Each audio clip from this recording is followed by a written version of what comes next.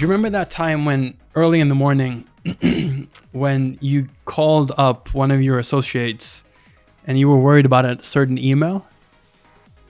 Remember that? I hear that your feeling for being an entrepreneur started already back in school. You had a bit of a magazine business going on? See, how did you find out about that?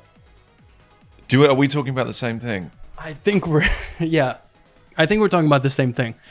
But you can tell me and I can tell you if that was what I was thinking about. No, if I tell you, then you've...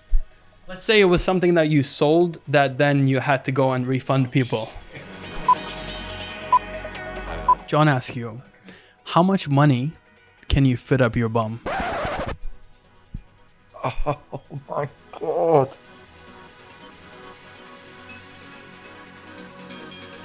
I don't expect to go to sleep for a year. I'm on fucking fire. My name is Viktor Kidson and I'm here in Sydney with John Askew. How are you doing today? Incredibly hungover, actually. Hungover and tired. But it's very good to see you, as always, and it's great to be in Sydney.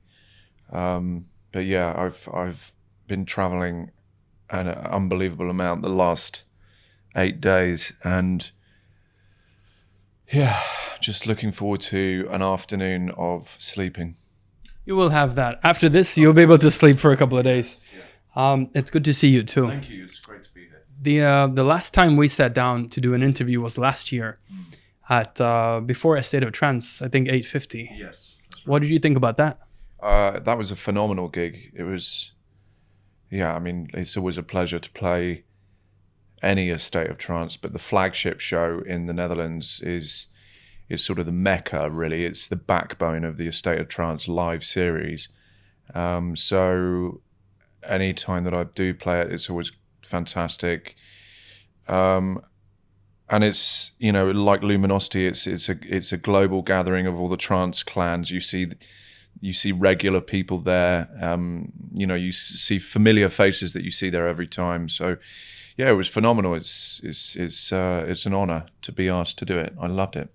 And how did you like our interview? I thought it was great, man. I was saying the other day, I did an interview for Magnetic magazine, and I said to them, as you know, the only other person that's ever done an interview as in depth as this is Viktor Kidson, and it's refreshing, really, because in so many interviews, the people asking the questions don't take the time to do their research and to come up with questions that are, you know, a bit more engaging and a bit more in depth than the standard run-of-the-mill 10 to 20 questions that is universal that everyone asks. So, you know, it's always a pleasure not only being interviewed by you, but actually watching your interviews with other people as well. It's you really get to know the person that you're talking to, and there's a level of sincerity with a Viktor Kidson interview that I think is an absolute rarity. Thank you so much. I mean, I look at it as I have some of your time and I just want to make the absolute best of it and make you feel maybe a little bit uncomfortable as well. Well, I'm sure you will be able to do that. You always do your research. You always find people and find background stories that that perhaps should have been kept as background story. Yeah, I'm a little bit nervous actually, but let's see how this goes. So you are a bit of a musical entrepreneur. Can you just do the rundown about what you do? All the different sections that you do. Well, actually, one thing since we last spoke, one thing that I have changed is the radio company that I set up 18 years ago with my business partner Gavin, the radio department, which syndicates Armin's radio show, Adam Beyer, John Digweed, Nicole Mudabar, Tiesto, you know, just a whole fleet of, let's say, electronic music rock stars. I left that company in October last year, sold my shares in the company because I guess you could say I was getting a little bit disillusioned by Well, actually, predominantly the main reason why I wanted to leave was not only just to focus on more on other things that I was enjoying more, but dealing with the egos of some of those DJs was just becoming incredibly tiresome and hard work. DJs that are earning in excess of 50 up to 500,000 euros a gig, who were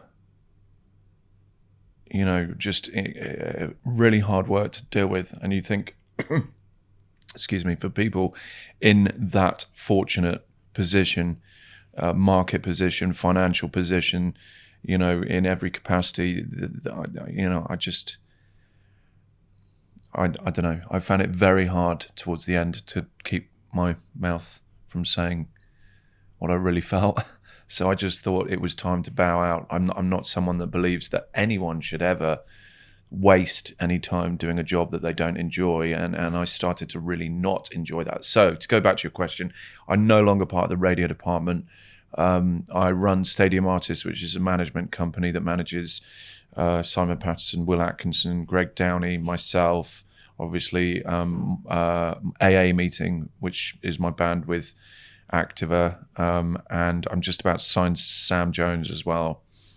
So there's that, and then obviously I have my own music stuff. So everything to do with John Askew making records and DJing, everything to do with AA Meeting, which I'm sure we're probably going to talk about in a bit, and then I've also just about to start a hard trance alias as well, because I'll tell you more about that, I'm sure.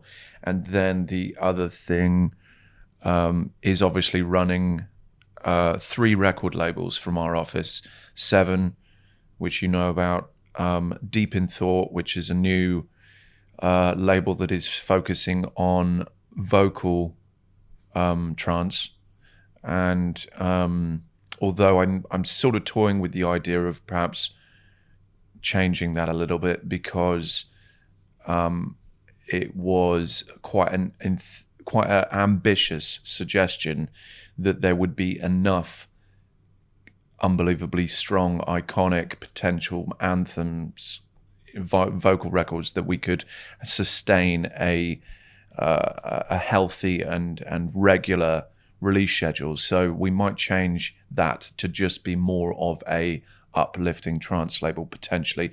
And then the third label is Will Atkinson's label, Victims Helpline. So yeah, that's it. In a nutshell, that's everything that I'm doing at the moment. And I'm also slightly involved in a sort of co-management of a more pop end of the electronic scale spectrum, artists from the Middle East as well, helping write a more diverse selection of records as well, and being involved in a creative capacity, sort of branding, imagery, messaging and stuff like that, which is something that really interests me. Branding is something I love doing. So yeah, that's everything. If we go into like the entrepreneurship, I hear that your feeling for being an entrepreneur started already back in school. You had a bit of a magazine business going on. See, how did you find out about that? Are we talking about the same thing? I think we're talking about the same thing. But you can tell me and I can tell you if that was what I was thinking about. No, if I tell you, then you've... Let's say it was something that you sold that then you had to go and refund people. Was that what you were thinking of as well? So I'll tell you what happened. Wow, I'm impressed. That's deep research. So when I was 10 or 11 years old, I woke up one night in the middle of the night at my parents' house, and the house was full of smoke. And I could hear a fire, and I could hear that it was a big fire. And basically what had happened was my brother, who at the time was probably around 18, had gone out drinking. And this was kind of on a Wednesday or a Thursday night in the middle of November, winter, very cold.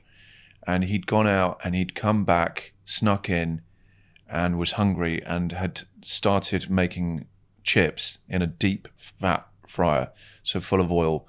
But then while they were cooking, he'd fallen asleep, and this thing had just, continually heated up until eventually exploded, and the whole kitchen burnt down. I'm very lucky that actually, half the house didn't burn down, but the kitchen was completely and utterly destroyed, and which was the heart of the house. And the room above, the heat was so intense that when the fire brigade came to put it out, they had to come in from the floor above. So they had to rip the floor out to be able to get to the fire from above. Anyway, so to cut a long story short, we had to move out of the house because obviously it was completely destroyed. And living 2 doors away from, just across the road from my parents was an RAF pilot, so a pilot in the British military, who was going away on deployment, I believe, and he offered to let us move into his house while our house was being sorted out and renovated and fixed up. Because not only did the fire totally fuck up the kitchen, the smoke damage pretty much screwed the rest of the house. So we moved into this house, and as a 10 or 11-year-old boy moving into a house with that was owned by an RAF pilot, which is quite exciting, the first opportunity I had, I went through all of his belongings. I went through his drawers. I went through every pocket of every jacket he had hanging up. Just, he had these jumpsuits with shoulder holsters and a knife in the leg, all this kind of cool shit as an 11-year-old boy. And I guess we'd been living in the house about a month when I was going through all this stuff. I had this opportunity. Everyone was out. And then I opened these 2 big drawers under the double bed in the master bedroom where my parents had been sleeping. And they were a foot deep in the hardest pornography you could possibly imagine. And I'm talking, not just the regular stuff of people fucking, but animals, bestiality, all kinds of really demented stuff. So I stole some of it and I took it to school and I started selling it. And then one of the teachers, I think, found a couple of kids, because there was a pack of playing cards, and the pack of playing cards was, women being fucked by horses, women fucking goats. It was just, Jesus. It was demented. As an 11-year-old, you're like, holy shit, what the hell is this? My mind didn't even comprehend the idea of, it was in the very early stages. I had 3 older brothers, so they were telling me about, I had a basic understanding of what sex was about, but the concept of animals being involved was pretty hardcore. Anyway, the teachers found it. One teacher found it, and he immediately, where did you get this? Askew sold it to me, sir. So he cornered me and he said, right, go and get every single thing that you sold, get it back off those people, give them back the money they've given you, and bring it all to me. And I thought, well, shit, clearly I'm going to be expelled. This is really bad. Selling pornography to, kids that were, 9, 10 years old. Look, I was only 11, but so I went and got it all. I gave it to him, and then he said to me, his name was Mr. Gaines, or Gonzo. We used to call him Gonzo. And he said to me, right, we'll hear no more of it. And he just took this porn, and it was never mentioned again. And then when I was probably about, I'm guessing about maybe 29 or 30 years old, I went back to the school for an old boys reunion day, and it was like a black tie event, and I ended up sitting on a table next to Gonzo, And he was sat here, and and then his wife was sat on that side, who was like the school nurse when we were at school. And I thought, shit, I'm not going to bring it up. But then after a while, I drunk maybe a couple of bottles of red wine, and I was shit-faced drunk. And I said to him, hey, you remember that time when you confiscated all of that really hard pornography off me? He said, no, I have no idea what you're talking about. You must have me confused with someone else. And I said, come on, man. Come on. Have you still got it all? And yeah, it was quite an awkward situation. So there. Wow, yeah. But it turned out to be a win-win then for him and for you.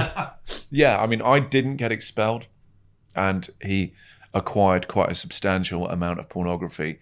And then not that long after that, the next door neighbors, so my parents' house is here, then there's one other house there, and then there's the RAF guy's house that we were in.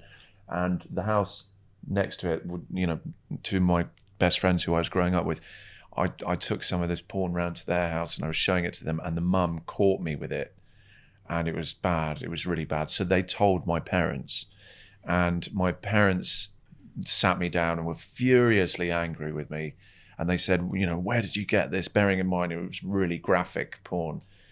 Where did you get it? And I said, it's upstairs. And so I took them upstairs and opened these two drawers and showed them. And my mum cried. She cried and cried and cried for the rest of that day, just because she'd had 6 weeks of sleeping on top of the most vile pornography you could possibly imagine. She was absolutely heartbroken and mortified. But anyway, it's a funny story to look back on now, though. It is a funny story. As we're on the topic of pornography as well, I thought we'd continue on one more thing. Do you remember that time when early in the morning when you called up one of your associates and you were worried about a certain email? Remember that? Yeah. So he told me about this, and yes. He said that it's better that you tell the story yourself. All right, so, wow, straight in with it, Victor. Okay, so Sam Rispin, who works in our office, he's kind of my right-hand man in the office. He's an absolute legend. And he's also my kind of tech support when anything goes wrong with anything online or to do with my computer or anything. So one morning I opened up my emails, as I do every day, with a cup of coffee, and there was an email in my inbox from me. It was from my email address. And it said, we've hacked your account, and we've also hacked the camera on your computer, and we've noticed that you stay in a lot of hotels. I was thinking, fuck me, that's legitimate, because I travel shitloads. I'm in hotels all the time.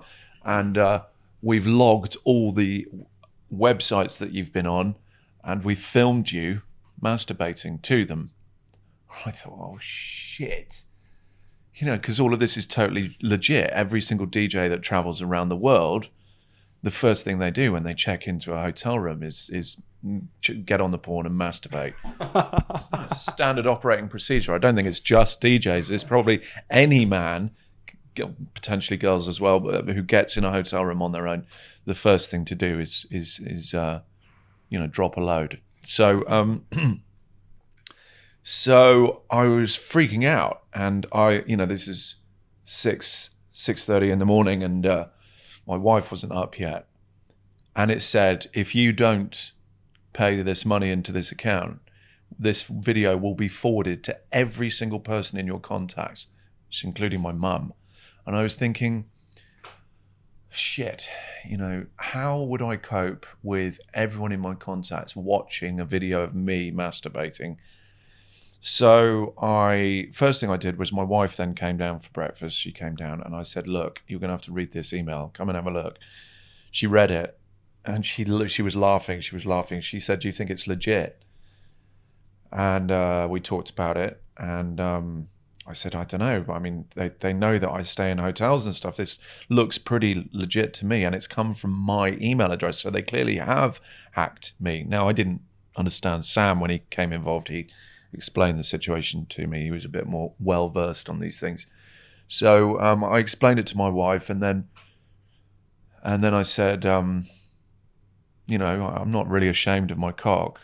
So I think I could probably be all right with everyone seeing it. If I could just have my children and my mum and dad not see it, then everyone else, I think I'd probably be all right with that. I think I'd be okay with that. So I was freaking out a little bit though. So I called Sam, explained the situation. He said, mate, it's a really common scam. He said, just forward the email to me, and then he just cut and paste the text. It's quite an in-depth email. Cut and paste the text into Google and immediately found that it's just a scam. And I still get those emails probably once a month now. But the first time you get it, it is a weird thing because it looks real, right? Yeah, really real. I mean, it's very convincing. And the fact that it comes from you, my email address, it looks totally legit. But what I did straight away was I got a very small piece of electrical tape and I put it on the camera of my computer so that I can now wank with absolute confidence that there isn't someone on the other side of the planet enjoying that show. That is a funny story as well, though. Yeah, thank you. So I thought after all this would become a little bit more innocent, I guess. Okay. So one thing that we talked about in the previous interview was Paddington 2, the movie. Yeah. I don't remember why we talked about it. There was something. What was it that happened? I think I cried at the end of the film, and you're right. That's what. That's why I brought it up. You're right. Honestly, I've actually seen it since then, and you know what? It is very emotional. Yeah. It gets to you, doesn't it? Yeah. I mean, I'm quite a. I wouldn't say I'm quite an emotional person. I have control over my emotions, but when it comes to big movies, being at the cinema, being caught up in the moment, I love that feeling. Music and film, and quite often the moment in the film that gets you often is because of the music they set to it, as well as what's actually going on. Those are two things that really can really captivate me and play with my emotions to the point of I love that. I love that, getting properly emotionally immersed in an experience, whether it's listening to music, watching a film, reading a book, stories essentially. So yeah, I'm not ashamed to say it. Yeah. No, and you mentioned now that you go to the movies and you get fully encapsulated by it, but I hear that it also happens at home on the couch. Tell me about the, is it called the Babadook? Tell me about that. Have you spoken to my wife? Have you? I might have. Have you? Really? Well, yeah, I have. And she told me what happened. And I just found that absolutely amazing. But she did say that you're a good storyteller and you're a very funny guy. So I thought I'd let you tell that story as well. That's great, man. Well, okay, so I'm really not very good at watching horror movies. Really not very good at it. I freak out, but my wife loves them. She loves horror movies. And so I try and watch them, and I see it as a bit of a challenge. So occasionally I'll say, come on then, let's really Google what the scariest film out there at the moment is, and let's try and watch it. And she relishes in the absolute terror and fear that courses through my veins in those moments of heightened tension in the movies. So we were watching the Babadook, and I don't know if you've seen that. I've seen the cover of it, and I didn't want to see more of it because it looks very. I don't like scary movies either. I mean, on reflection, it's not as bad as some of the other shit she's made me watch, but it's scary, and it certainly has moments where it's terrifying. It's the suspense, it's the build up to something happening that's always the blind fear. But the character is a character from a book, and he's called the Babadook, or the book's called the Babadook, I can't remember. But he's this tall, evil monster, and he has a top hat, or either a top hat or a bowler hat that he wears, and it's terrifying. And halfway through the film, my wife paused the film and made me go and make tea for us. Actually, I heard that you were creating excuses to be able to get out of the film because you were like, I need to go and get drinks. I need to go do this. So I think that's why that sounds exactly like my techniques that I do to kind of just have a momentary break from the frontline battle, let's say. So I went and made tea, and she fucking put on a top hat that's the exact same hat that he was wearing, and she hid behind the door. And then I came in with these 2 cups of tea, and she jumped out on me, and oh my God, both cups, you know. Yeah, my wife is never happier than when she sees me in some form of discomfort, whether it's terrified like that, or, you know, if I fall down a flight of stairs. She loves it. She loves it. She relishes it. And she's the reason why you watch movies like this as well. Oh God, yeah. I mean, I you know, if I lived on my own, I would never watch horror movies ever. And if I did, I would watch them to the point where it became unbearable and then turn it off. But I guess in the same way, it's like a thrill equivalent to going on a roller coaster. So you go on a roller coaster knowing that it's going to be terrifying, but exhilarating at the same time. But now horror movies, I see it as a challenge. I mean, there are some horror movies that I've seen that are so demented, so fucking awful. I mean, there's one film which is it's not really horror in a traditional sense. It's about a psychopath. And actually, it's an Australian film, coincidentally, that I saw on a Qantas flight over to Australia. And I could not believe that this film was on the aeroplane's entertainment system. I mean, there was a kid sitting across the aisle from me, and I was having to put my hands up like that. It was fucking demented. What was it called? Do you remember? Yeah, it's called Snowtown.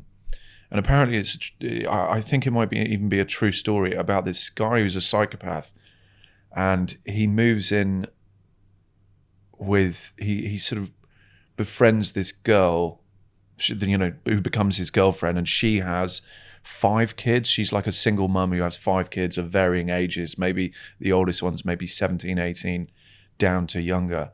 And he's like a really hardcore psychopath. And the stuff that happens in that film is just, it's horrific. And and going back to the point we said earlier about how music can make moments in movies so much more dramatic and so much more impacting. One of the things that made this film really intense and hardcore was the lack of music. You know, in these moments of horror. Oh, and it's such a fucking dark film. You know, one of this woman's sons rapes his brother.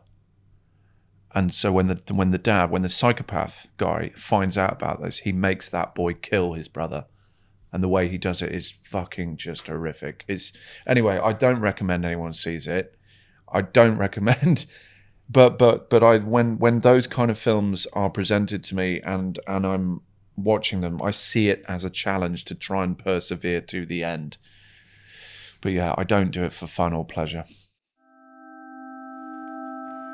Where'd you get this? On the shelf. If it's in a word or it's in a look, you can't get rid of the Babadook. A rumbling sound, then 3 sharp knocks. Babadook, duk, duk. That's when you'll know he's around. You'll see him if you look. Your birthday's coming up. Yeah, it is. How does that feel? 1st of November. Yeah, it's good. I have my birthday is on the 1st of November, so the day before, 31st, is Halloween. So as a kid growing up, all my birthdays were Halloween parties. And then I guess you get to maybe, I don't know, 17, 18 years old, and then, you know, you kind of don't really give a shit about Halloween anymore and you move on. But then when you're older and you have kids, which congratulations, by the way. Thank you. Are we allowed to say that? We can say that. Thank you. Yeah. So you'll know about this. You know, Halloween becomes a magical time again. So there was always this this 5-day period where you would have Halloween, the next day was my birthday, and then you have Bonfire Night, which, do you know about Bonfire Night? Not so much. We didn't have that so much in Sweden. No, well, it's specific to, it's called Guy Fawkes Night. So Guy Fawkes was a guy in, 1500s, 1400s, I'm guessing. I might have that wrong. Well, I'm sure I have that wrong. But anyway, he was a very early day terrorist, and he was going to blow up the British Houses of Parliament. So on the 5th of November, remember the 5th of November, gunpowder, treason and plot. So every 5th of November in the UK, we have Bonfire Night, which is you set up a big bonfire, you put a guy on the top of it. I think a lot of people don't do that now, but I like the tradition where you build a person, like a scarecrow, which is Guy, and you stick him on top of the fire and you burn the fire and you let off a load of fireworks. So those 3 things within a 5-day period was a very exciting thing as a kid. And now with my kids, it's great. It's a great period. So this year, though, I'm actually Halloween, I'm going to be playing in Belfast, and then I come home for my actual birthday on the 1st, and then on Saturday I go to Manchester for my sort of birthday party at Joshua Brooks, playing a 7-hour open to close. So yeah, I'm very excited about that period. I mean, I love the whole Halloween thing. And it's slightly frustrating that I'm not going to be home with the kids for trick-or-treating, but at least I get the build-up, and my wife goes to town on decorating the house. She's very, very creative, very, very artistic. But even though you're not a fan of scary things, you still love the Halloween. Yeah, I mean, there's terrifying things, and then there's following, your kids around, or all the kids in the village where we live running riot, dressed as ghouls and ghosts and vampires and werewolves, and running around taking sweets off people. I think there's something magical in that. There's nothing scary about that whatsoever. So. It's a positive thing. For birthdays, do you ever reflect back on your life or your age or where you are at the moment? Not really. No. I mean, I'm not really a person that spends a great deal of time looking backwards. No, I embrace whatever comes. I love going forward. I'm comfortable with where I am in my life. And I'm comfortable with my age. I have a fucking great life. I really do. And there's nothing in my life that I would necessarily change. I mean, obviously everybody would like a slightly bigger house, but really at the end of the day, would winning 30 million on the lottery bring you so much more happiness? I don't know. I mean, materialistic shit, I'm not sure whether that brings a great deal of true value to your happiness. I don't know.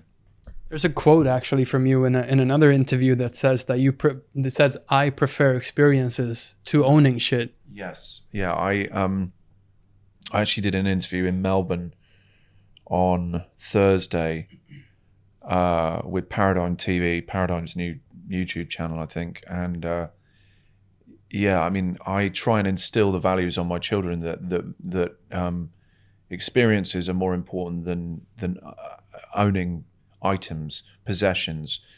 And whenever it's one of their birthdays or Christmas and they ask specifically for the usual shit kids ask for, iPads and things, I always say to them, whatever the value of that thing is, I will double it if you change from getting that thing to an experience. So you want an iPad? There's I don't know, 250, 300 quid. Well, how about I spend 500 quid or whatever, and we go to Barcelona for the weekend, or we go and took my boy to see Guns N' Roses in Italy, or whatever, just going out and creating memories that and experiences and developing people as your character, your personality, your understanding of how this planet works can only be developed and grow and evolve and mature by getting out there and fucking experiencing as much shit as possible. I think I love that idea. It's a very, very good approach, and to actually get them out there as well. Yeah, I mean, we try to, yeah. That's not to say that they don't still love, their Xbox and whatnot. But, the Xbox actually, even though we kind of limit the time that my boy has on his Xbox, it is actually him hanging out with his friends because they are playing online, and there is a social interaction to it that I think it would be wrong to just take that away entirely or limit the time to the point where he felt that he wasn't part of the thing that he is a part of. It's still an important part of socializing. Okay, we didn't do that as kids. They do now. Am I going to say, you should be doing what I did as a kid because that's the sort of approach my parents would take? No, I believe that things evolve and things happen in a different way, and technology should be embraced, and things will be different tomorrow to how they are today, and I'm all for that. I'm not someone who tries to instill this fixed, draconian fucking way of living that's just bullshit. So I think it's a happy medium, but getting out there, traveling, experiencing, immersing yourself in cultures and foods and diversifying your ideas about what the world is and what it means to be a global citizen is fucking important. And I will always push my kids to do that.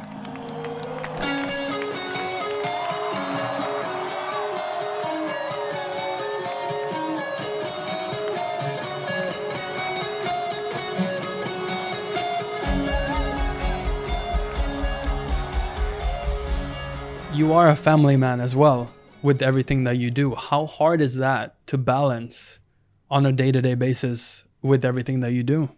It's very hard. It's very hard.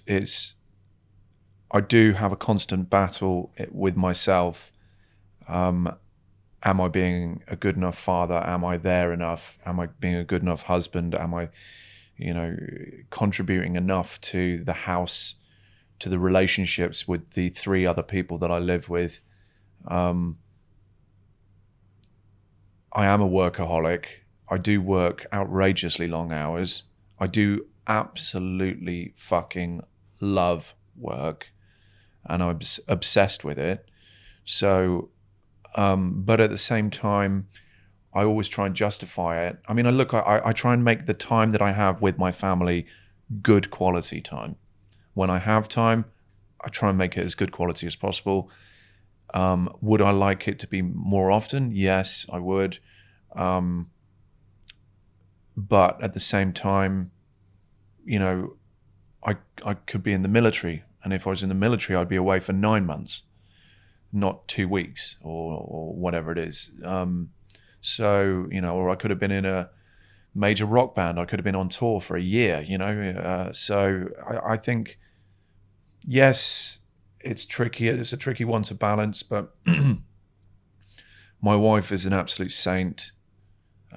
She's my best friend, and we have an amazing relationship, and she's very, very understanding, and she's a rock.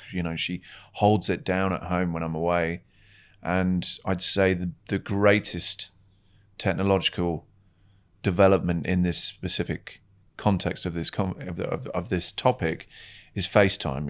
I can FaceTime my kids every other day or every day while I'm away, and my wife, and we have long conversations, and we're talking to each other face to face. So, and I can show them where I am. I can show them the view out of my hotel or whatever it is, and that has been. It's a golden thing, and I know it's the same for every other DJ that has kids that's traveling. It's just so important, but it's balance, man. I love my job. I'm not going to change it. I work the hours I work because it needs to be done. And there are people relying on me to get shit done. And I'm not going to let people down. Have you ever really struggled with that? The the amount of time that you're away compared to wanting to be home. Have you ever had like a breakdown where you really feel like, shit, what am I actually doing? Yeah, I mean, I kind of do sometimes do that. I mean, for example, I try and structure my touring so that if I have a month where, I mean, for example, now I'm in a period which is super busy up to the second weekend in December, and then I have all of December and half of January off, and going to be on holiday with my kids over Christmas and properly switch off. So during the really, really busy period, I think in November I probably have 8 gigs, and most of it is long haul, and it's super busy. I'm away every weekend, and it's hard. And in the middle of those months, in the middle of the traveling, and when you're standing in an immigration queue that's fucking 2 hours long, in those moments you think, what the fuck are you doing? But when you are standing at the decks, playing the music you love, the music you've made, the music you've put your blood, sweat, tears, passion and soul into, to a crowd that hopefully want to hear that music, that is what justifies everything and makes it all worthwhile. And it's just about balance is the short version. It's In our previous interview, you said that a lot of what you do is about making your parents feel proud, especially your dad. Yeah, it's true. Could you tell me a little bit more about that? Well, growing up, my father was absolutely my hero. And he was a very successful businessman who ran, he was a very senior in a company called Raychem, which was like a major international company dealing in wire and cable, kind of on an equivalent size to ICI or huge multinational company. And he was just so successful, so confident, and such a great storyteller. And and I remember certain things about him that really, just inspired me to want to be as good as him, or try to be. I mean, I think that's probably a common thing for a lot of kids, a lot of boys especially, perhaps. So I just wanted to make him proud. I think my mum actually, my relationship with my mum is slightly different to my relationship with my dad. And while I obviously wanted her to be proud as well, I think there was quite a substantial period of me going for it in this line of work where she still was hoping that I would perhaps change course and become a lawyer or a doctor or something. But now that they've seen that it has all worked out, I think they're both very proud, and I appreciate that. My mum follows me on social media, and she tells me off for things that involve swearing, and why do you have to always do this? And but I think deep down inside they're probably both proud. My dad is. They've both said it openly to me, and that's great. But I think every boy wants to make their dad proud, don't they? I agree with that. I think so too. Yeah. Tell me about your interest for jazz. Oh, fucking hell, I hate jazz. I know you do. I literally cannot stand it. My dad goes to a monthly jazz club. I hope he doesn't watch this, because I'd hate for him to think, I have to sort of pretend to quite like it, because I go with him whenever I can. It probably works out that I go maybe 5 times a year to his monthly jazz club. And it's all these oldies, they're all probably, I'd say the majority of the people there in the crowd. And the crowd is made up of I don't know, 80 people, and they're all sat there getting drunk and eating their sandwiches and drinking wine and listening to jazz. And there are different kinds of jazz, as you know. There's sort of more contemporary modern jazz, and then there's this fucking crazy shit that's just, it sounds like they are just playing random notes and that there's no structure. There's, you know, for someone who understands musical composition and arrangement, it just sounds like complete madness. And the only reason why it's not just someone picking up an instrument and playing random notes, the only reason you know it's not that is because they're all doing it at the same time and they're all playing the same notes at the same time. But it makes no fucking sense to me. So 5 times a year I have to go and sit there for 2.5 hours listening to this horse shit.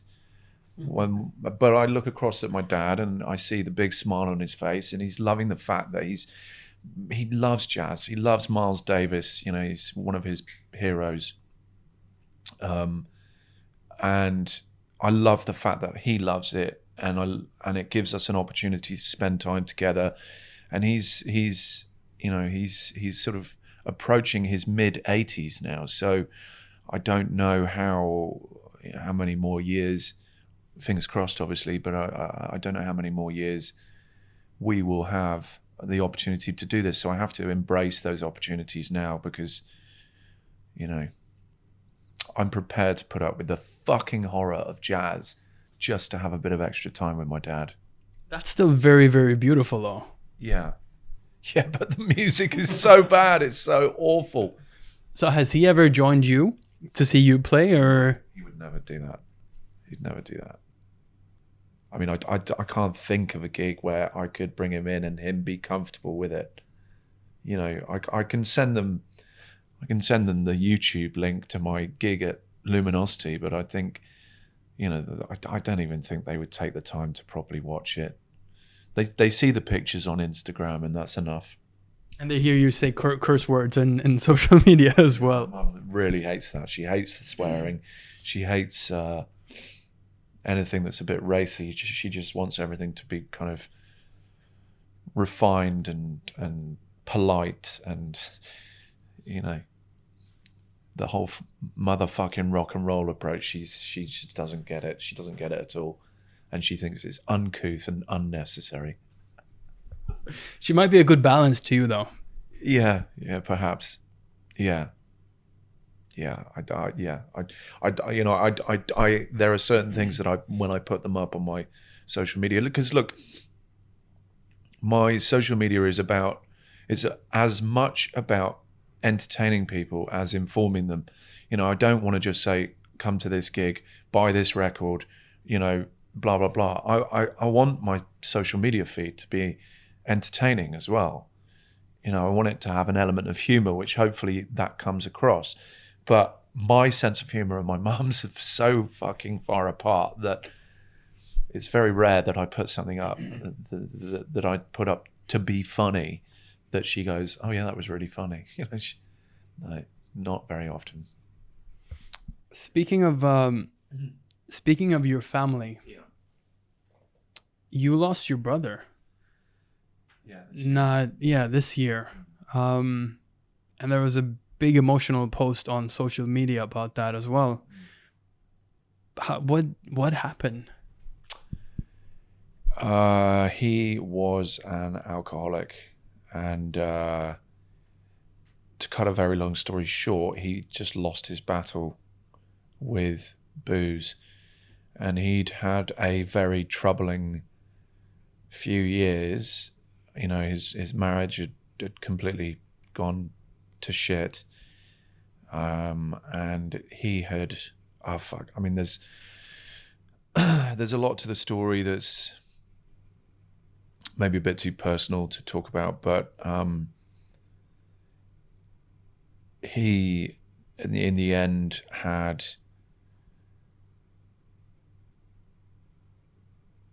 he very nearly died without anyone knowing. For the last 6 months of his life, he was living in a at his own choice, this is what he wanted. He was living in a rented room at a pub, and he was happy, really happy there, because his marriage had broken down, and he was essentially not able to go home to his house, obviously, and the alcoholism had got to him, and all efforts to try and have an intervention and get him away from this course where he was going, and I think he knew where he was going, and well, I know that because he told me that was going to be the outcome, and there was nothing anyone could do to stop him, and he developed jaundice and the early stages of really proper liver failure, and collapsed one night in the pub with, proper jaundice. He was completely yellow, and one of the other guys in the pub, he was being sick blood, and blood was coming out the other end as well, and a guy in the pub took him back to his room, and he was trying to push him out of the room to say, leave me, I don't want anyone there. And the guy forced his way into the room and called an ambulance and refused to leave until the ambulance came and took him to hospital. And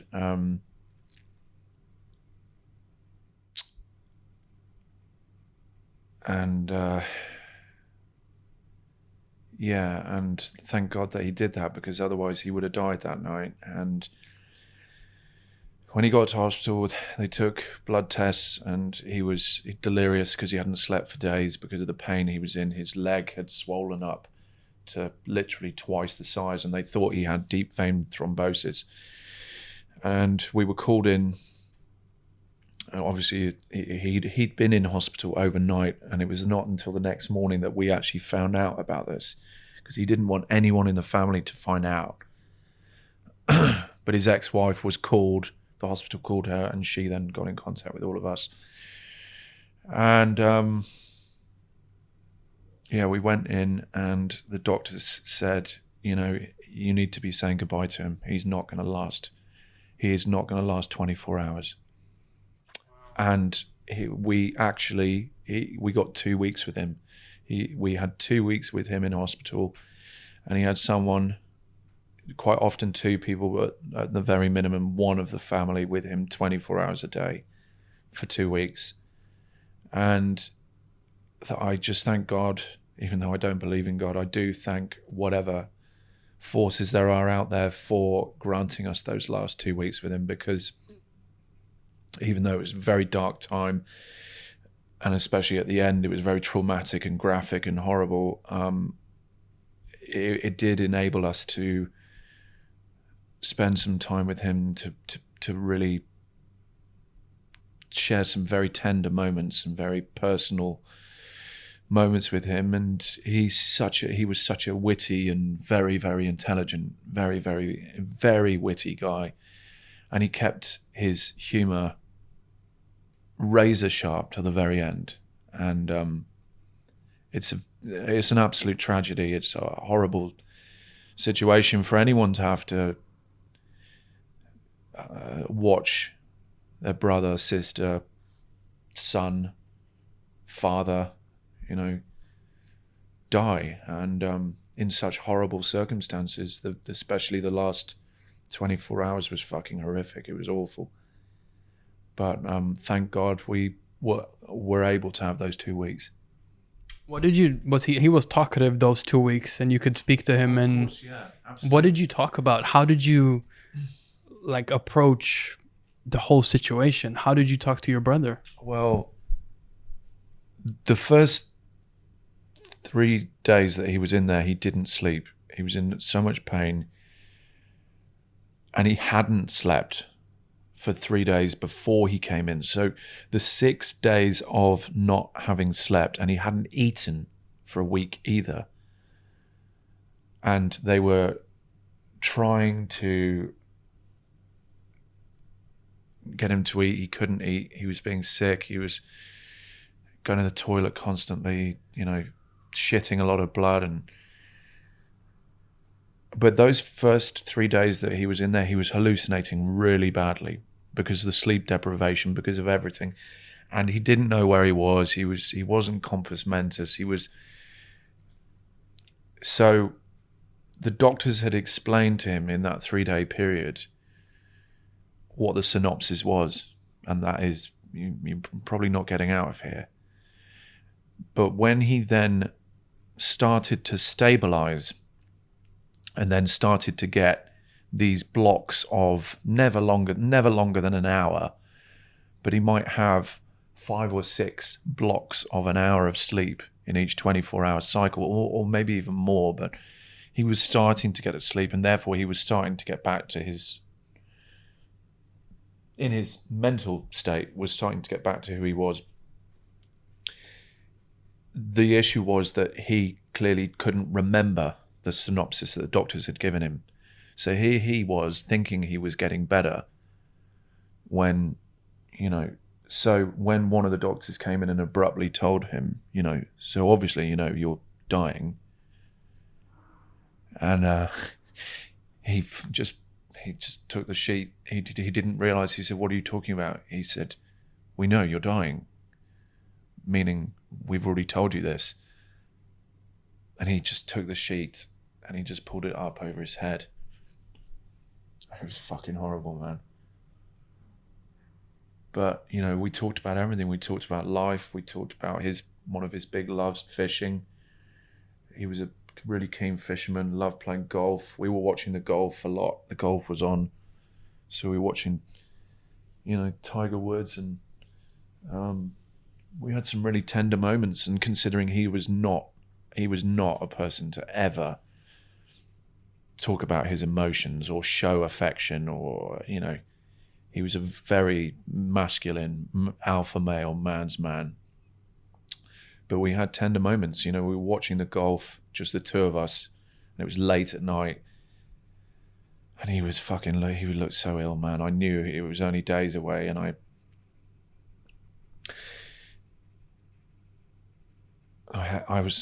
held his hand. I just took his hand, and he said to me, he turned and he said to me, "What the fuck are you doing?" And I said, "I'm holding your hand." And he turned back to the golf and he said, "People will start talking." and I was just holding his hand, and I was rubbing my thumb on his hand, and I said, "You want me to stop holding your hand?" And he said, "No." And, he just knew what was coming.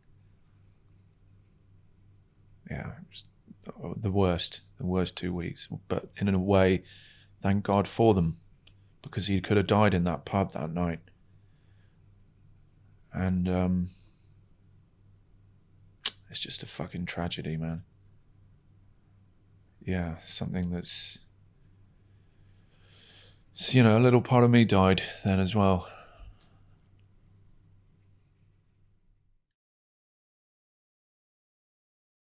I was speaking to your wife before this, obviously, as you've noticed, and she said that you and your dad are very similar in the hard work that you do and that he did when he was working, and in being interesting and telling stories.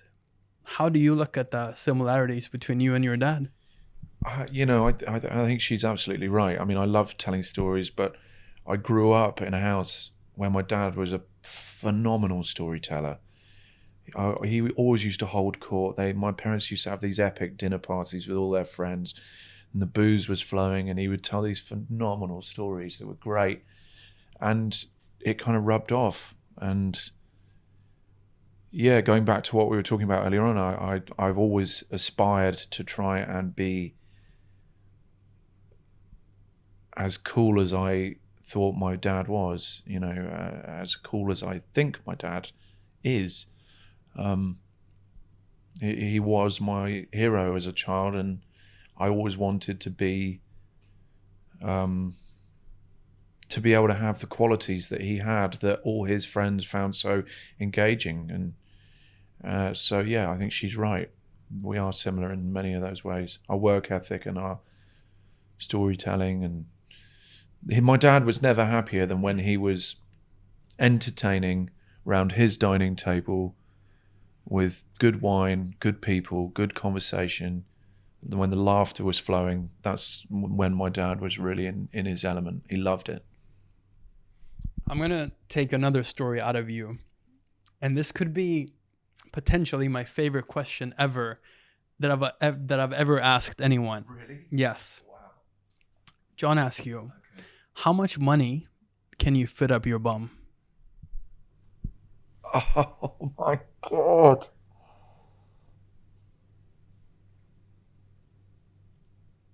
Did my wife tell you this?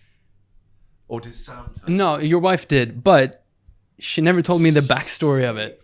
So she said, ask him that and he'll tell you the backstory of it, and you'll find out live like this right here in Sydney today. Fucking hell. I pray to God my mum doesn't watch this.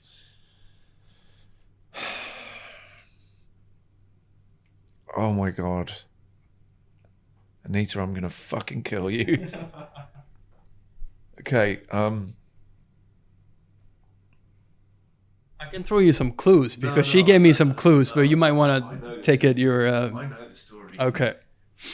Just how you want to start with it. So we were, when I was a resident at Turnmills nightclub, quite often we would go there, a big bunch of friends, and we would then, after it, at 7 o'clock in the morning when we left the club, we'd get in, a couple of people carrier taxis, and we'd all go back to either my house or Bishard, who's downstairs, his house, because he lived next door to my wife and I. And we would get on it. We would get smashed the whole next day. And it was on one of those days that everyone was there. We were really heavily getting fucked up. And I just got to the stage where I was so hammered that I went outside, and it was a baking hot summer's day.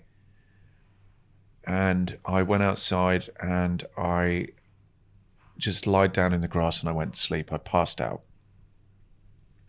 My wife saw that I was outside, and she got everyone together and said, look, let's fill a pot of water, take it out into the garden and put his hand in it, because there's that myth that if someone's asleep and you put their hand in a bucket of water or whatever, that they piss themselves. So they did this and waited, and nothing happened, waited, nothing happened. And so they all left me there and went inside. And then I did piss myself. But I didn't wake up. I pissed myself, didn't wake up. And because it was such a hot day, by the time I did wake up, the fermented, I haven't drunk any water for 2 days, boozy urine the sun had made it just, the smell was just horrendous. It was awful.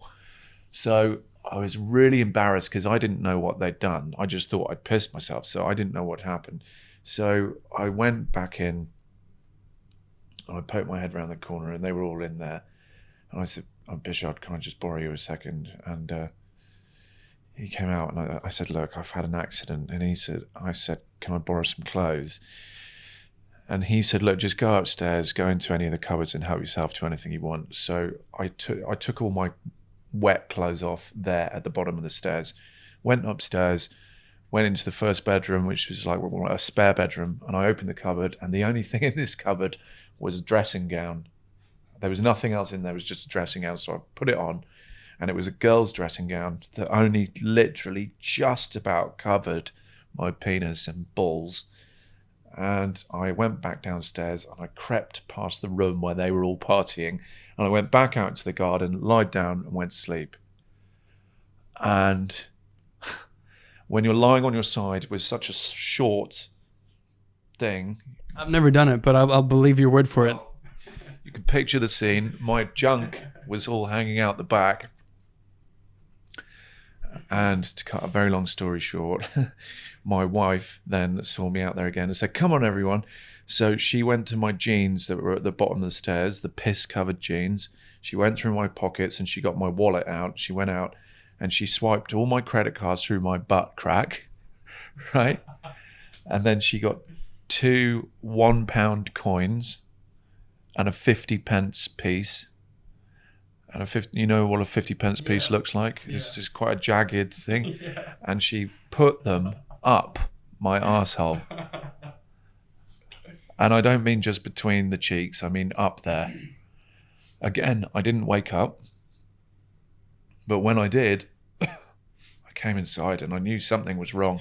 And I couldn't quite pinpoint what it was. And I came in and they were all giggling and they were all laughing. And yeah.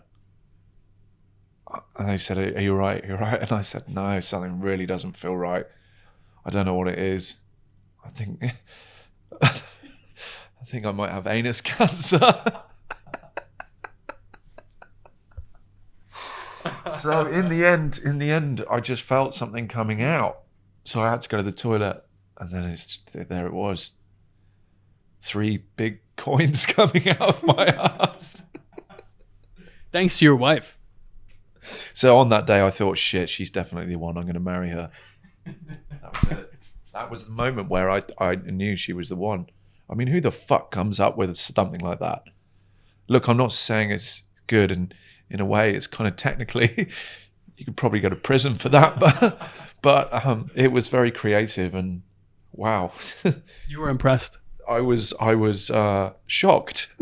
Yeah, you were shocked. Yeah, but anyway, yeah, it just drew me closer to her. So this is how I bridge this over to music, but there's no good way to do that. Yeah. So let's tell me about AA meeting. So you and Activa. Yeah. Rob and I now have a band called AA Meeting, and actually we released a breakbeat track many years ago under the name AA Meeting. So the name wasn't anything new. We already had the name. But we had decided we'd kind of, we've been friends for a very long time, Rob and I, very, very long time. And he lives 15 minutes drive from my house. And we'd thought, wouldn't it be great to play live? Wouldn't it be great to create a rocking trance live PA that the two of us could do together? And we came up with the idea. We sort of told our booking agents about it just in conversation, not really that we were going to do it or whatever. And then we sort of said, just see what the response is when you talk to a couple of promoters to see whether it's worthwhile us spending a lot of time and putting a lot of effort and energy and passion and love into this project. So the response was not only massive, but we immediately got booked to play Dream State in SoCal, and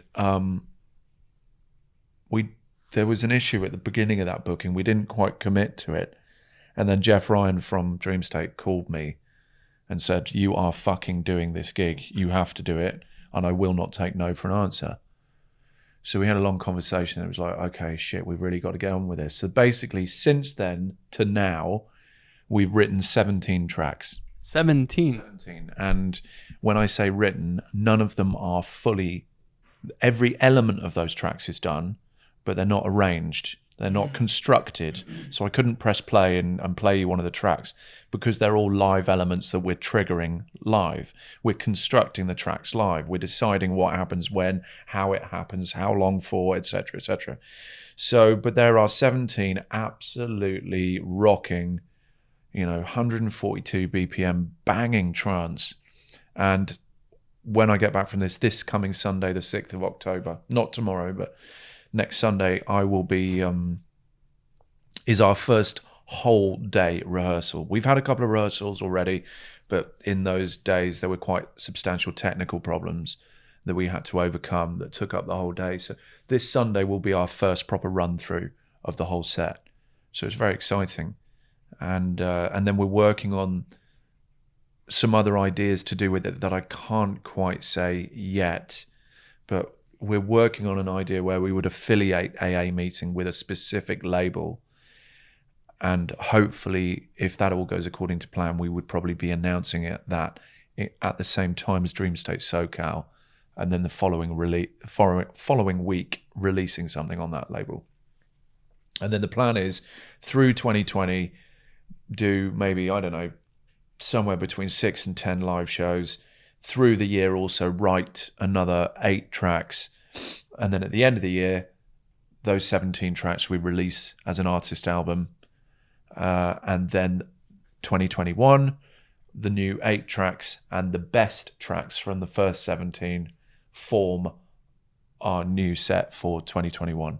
That's kind of the plan. That's what we're working on at the moment. It's super exciting. I'm loving doing it. I'm loving, Rob and I always have a great time working in the studio together. He's such a cool guy, and there's no bullshit with him. He's totally, down to earth. He's a salt of the earth guy, proper northern lad. But I love it. We really gel off each other, bringing our respective sounds to the table.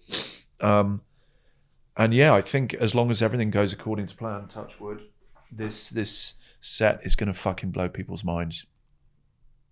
I can't wait to hear it. And I love how you describe it, and I love what's coming. Yeah. Wow. Yeah, it's big riffs, really big riffs, big trance riffs. It sound great on a big system. So yeah, I'm excited to actually get back and get stuck in now.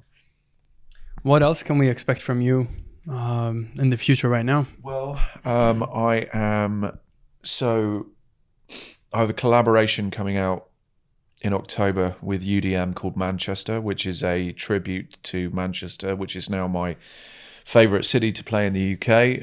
Obviously, I did my open to close there last year, which was just amazing at Hidden, and now that's going to become an annual thing on my birthdays, and now I'm doing it at Joshua Brooks. But also we had 7 at Victoria Warehouse in February. So there's this really great love affair that's starting with Manchester, and so that track is a tribute to that. Then in November I have a remix of Adam Ellis and Ellie Lawson, a track called An Ember in the Ashes, which was originally released on Carnage, on Brian's label, and I was doing a remix of it to release on Carnage, but then there were 2 complications.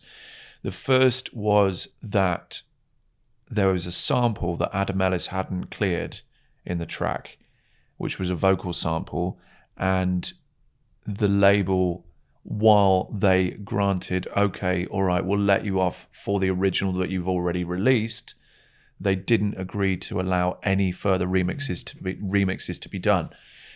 And it was a sample that I then tried to get another vocalist to re-sing, to do differently, to change the lyric, and it just didn't sound as good. So I thought, fuck it, I'm just going to keep it for my sets. But then as I was playing it and the crowd reactions and everything, I just thought, no, man, this has to come out. So many people are asking for it. But then in the end, when I was sort of talking to Brian about it, and I said, look, should we really put some effort into trying to persuade them to clear that sample? In the end, he said, look, there's something else in the track that I want you to change, because it's a sound that he didn't like. But I loved it. And it's, just differences of taste, I guess. So it was lost, and the project went to shit. But then in the end, I just thought, hang on a second, why don't I just fucking release it on Deep in Thought? I licensed the track off Carnage, so the track appears courtesy of Carnage, put it out on Deep in Thought, and Deep in Thought is distributed by Black Hole Recordings, so I asked Arnie to clear the sample directly with Raz Nitzan, and he did so. And it was a little bit touch and go, really, because Raz and I had a little incident in the past, which, if he's watching this, I apologize for it, because it was entirely my fault.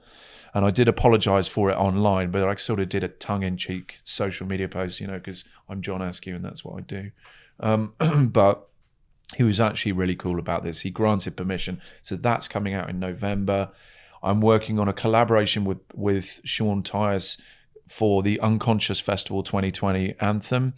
I have a new single coming up on 7 before the end of the year called All Day, All Night, All Night, All Day.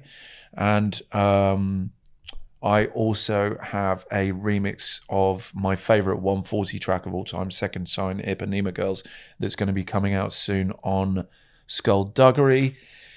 And then I am also really far into, and here's an exclusive for you, my new alias, hard trance alias, which is called Nothing But Rockets. So I'm working on a lot of material for that as well. How is that going to sound? Is that going to be the classical hard sound, or how is that going to be hard trance? What I played in the last hour of my 9-hour set at Luminosity, that is the sound, basically. So I'm doing a lot more reworks. I've started working on a couple of originals as well. I mean, I played a lot. I basically played a 160 hard trance set last night in Sydney. And so I was road testing a lot of this material. So that's something I want to do as well. Again, you know, not to really make it into something that takes over but just to maybe do 5 or 6 gigs next year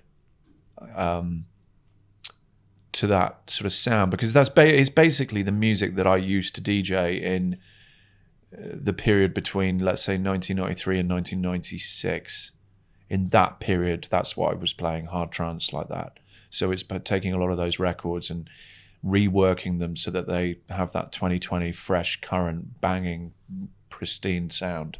Have we heard any of that stuff already in your sets, or the last hour? your own tracks, or? Oh no, none of the new original hard trance stuff. No, that's still in a very early development stages. Actually, I've predominantly been focusing on doing enough reworks to be able to play a kind of 2-hour set. And I think I've made maybe 16, 17 of them. And I thought that was, well, basically, I pretty much played all of them yesterday. So I probably need to make another 15 to 16 to be able to do a 2-hour set. But that was my plan, basically. So, yeah, that's sort of everything. And then, you know, I have a multitude of other tracks that are started. In fact, I've got one other track called Carried Away, which I've put to one side at the moment because I thought, you know, perhaps I need to start putting tracks to one side for an eventual artist album, a third artist album, which I've been threatening to do for a while. But, you know, you put so much time into making a record, then as soon as you finished it, you just want to release it. You don't want to, like, not only not release it, but also not be able to play it out. But now I am actually starting to put a few tracks to one side and not doing anything with them, with a view to, I don't know, 2021 maybe, release an album.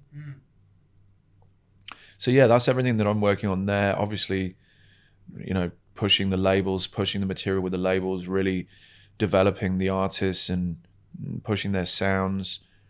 You know, Simon Patterson is now, he's back. You know, he's had a bit of a, he was living in Miami for the last 4 or 5 years, and Miami got the better of him. But he's back in the UK now, and he's working on some material which is just breathtaking. Obviously, Will Atkinson is flying now, and he, we are aiming to release Will's debut artist album on the 1st of May next year, which, you know, wow. I mean, some of the material he's making now is just ridiculous. And yeah, I mean, all the guys, Greg with Skullduggery. I mean, Greg Downey's current music at the moment is, I think Skullduggery is probably, you know, obviously, you know, 7 is probably but you know, but it is one of the most consistent and reliable and fucking awesome tech trance labels out there. And all credit to Greg. He's a workaholic and very focused guy. If every single person that I managed had Greg Downey's work ethic, they'd all be a lot further on than they are. To wrap this up, what would you like for your birthday? Like, what would you wish for your birthday that's coming up? Well, Could be anything. It doesn't have to be a thing. It could be anything at all. Okay, well, this is quite an egotistical thing, but at the same time, It's your birthday, so yeah, okay. Well, I'd like two things. I'd like to have dinner somewhere nice with my family, with my wife and kids, and I would like for my birthday party in Manchester to sell out, really. And I think the tickets are now at like 65, 70%. So, you know, we've got a month to go, and I'm sure we'll probably get there. But, you know, every DJ for their ego wants the gigs to sell out well in advance, so they can go, wow, look at me, I'm so fucking cool. So those two things would be great. You know, a bit of family time and then a kick-ass 7-hour open to close underground warehouse party with a unbelievable void sound system. I wish you all the best, and it was amazing to catch up with you again. It's honestly, Victor, I love these interviews because then it's just more of a chat. It's more of a conversation, but you bring out, you manage to just find, there's no stone left unturned. You really get to it, man, and all credit to you.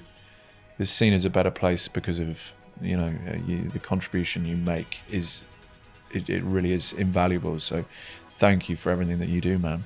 Thank you for your time. It was absolutely amazing. Cheers, man.